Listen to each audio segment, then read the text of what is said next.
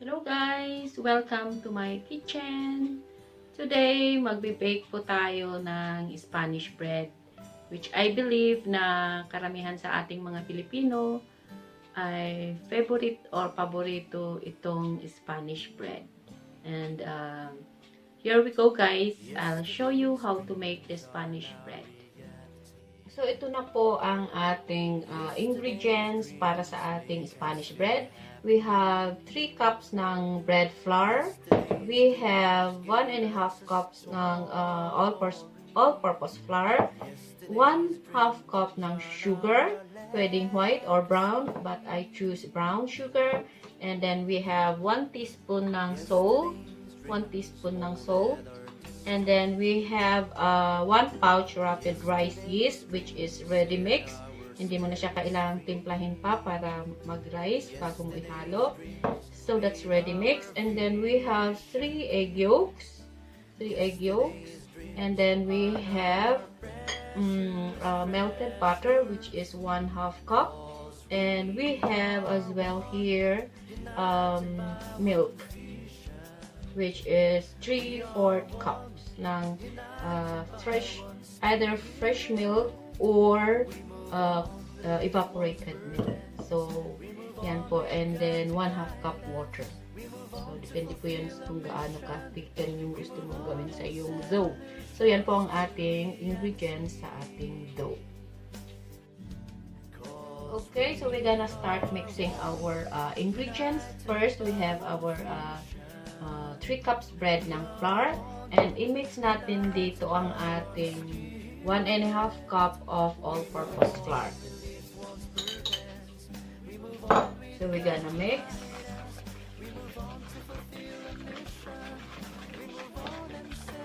Okay, so yan po. And sa isang malinis na bowl, dito naman natin imi-mix yung iba pa nating ingredients. So hindi agad-agad pala siyang imi-mix sa ating dry ingredients na prepare natin na to. Okay? So first we're gonna mix our milk.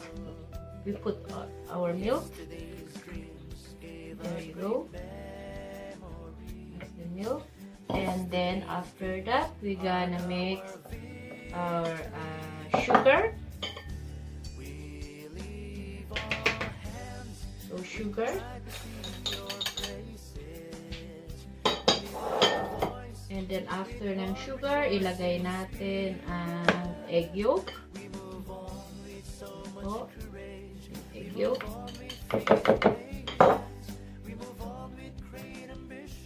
And then pagkatapos ng egg yolk, ilagay natin ang ating butter. Melted butter natin. Okay. And then next, ilagay natin ang ating yeast. Okay, there you go. And then, i-mix na natin ito ng maigi.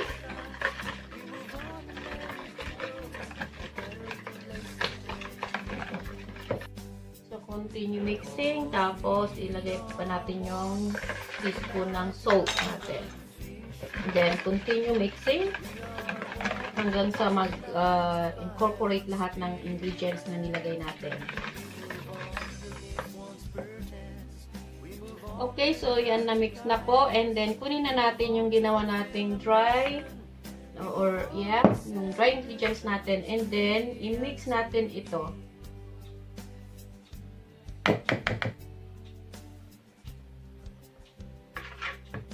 Huwag ilagay lahat, dahan-dahan lang para matansya mo yung texture ng iyong dough.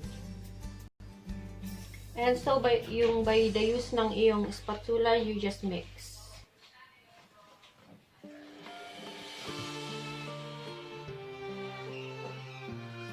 Mix lang po.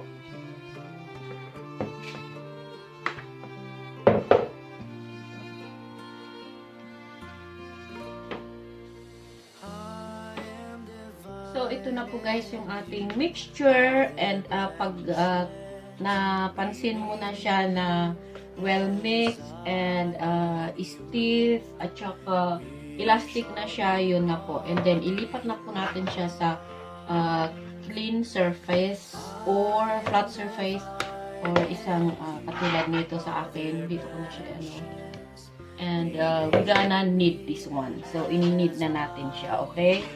So, pwede ka namang maglagay ng flour doon para hindi siya magdikit. So, you just knead it for about 10 minutes. So, kailangan talaga dito yung ating muscles. So, yan, nagdidikit. Hindi ko kasi nilagyan ng flour. So, ayan po guys. Meron na siyang flour. So, hopefully, hindi na siya magdidikit. And then, you knead it for about 10 minutes.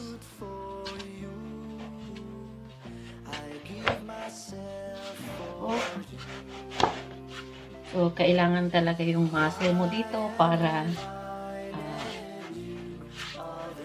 may force yung pag-knead. So, pa kasing Tagalog ng kneading. Imamasa.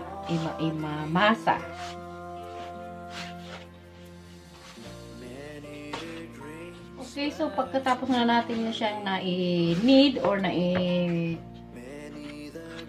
namasa, ililipat na natin siya sa isang container with ililipat na natin siya sa isang container brushed with butter para hindi siya didikit. So, ito po, ililipat ko na po dito guys. Ayan. And then, you cover it para hindi makapasok ang hangin. And, ilagay po natin sa medyo warm na place, like sa oven.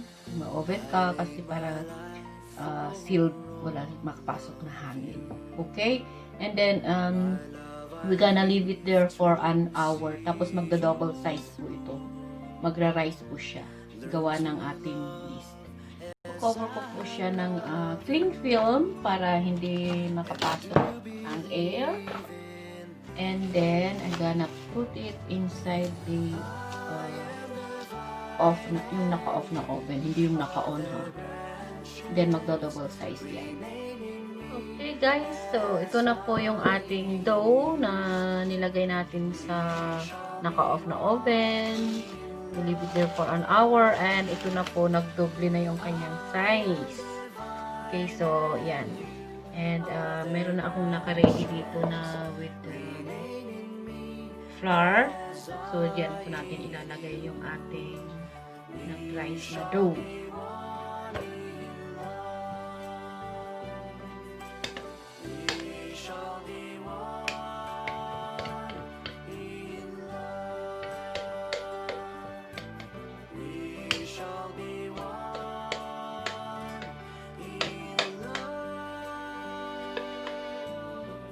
Okay, so punch lang natin yung air.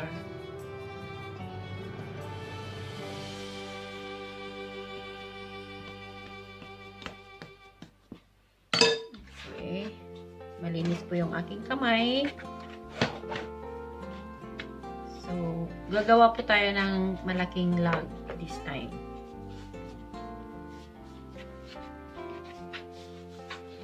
And we're gonna divide this log or at least into maybe 4. Okay, so yan na po yung ating log. Okay.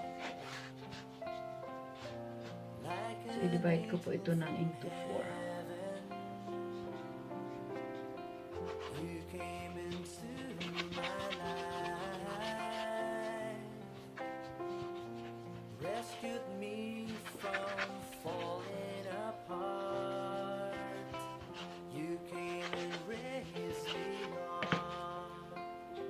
Tapos, i-roll po ulit natin ito hanggang sa medyo ano siya, mag-elongated.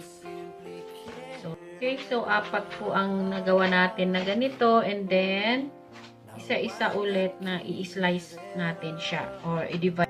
Okay, so yan na po, na-divide na natin into equal sizes. And then, depende po sa gusto nyo talagang laki ng inyong Spanish bread. So, itong size na ginawa ko, ito malalaki siya. Anyway, pang kain din naman, hindi naman siya pambenta. So, okay lang po ng size para sa akin. And now, we're ready to roll each piece ng ating dough para i-flatten natin and then lagyan natin siya ng palaman. So, this time, nangangailangan po tayo ng ating roller pin para i-flatten ang ating dough. At para ma-flatten siya and then lagyan natin siya ng palaman.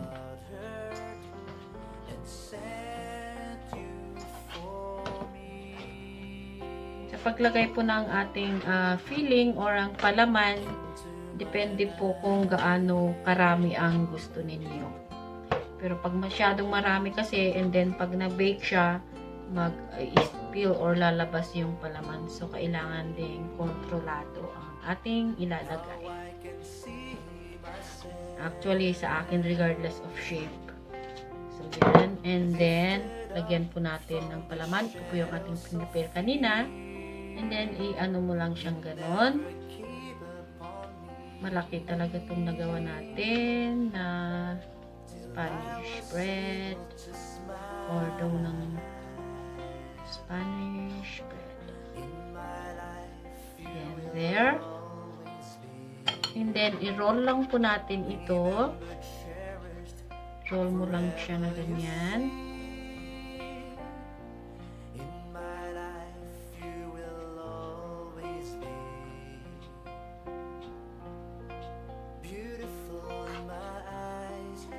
So, i-roll po natin siya sa ating breadcrumbs. And so, ito, ready na po siya for baking. And we're gonna bake this for about 25 minutes. 325 degrees Fahrenheit po. O kaya 180 degrees Celsius. Okay. Guys, ang ating finished product na Spanish bread. And yan, mainit pa siya at umuusok. Okay guys, so ito na po ang ating Spanish bread na luto na and ito mainit-init pa and it's nice and soft po siya. Oh, look at that. Wow! So yan po ang ating Spanish bread. Samahan niyo po ako ngayon sa ating coffee. Spanish bread. Sarap. Gusto mo? Thank you very much for watching and subscribing into my YouTube channel, Anais Alcast. Thank you very much. Till next time.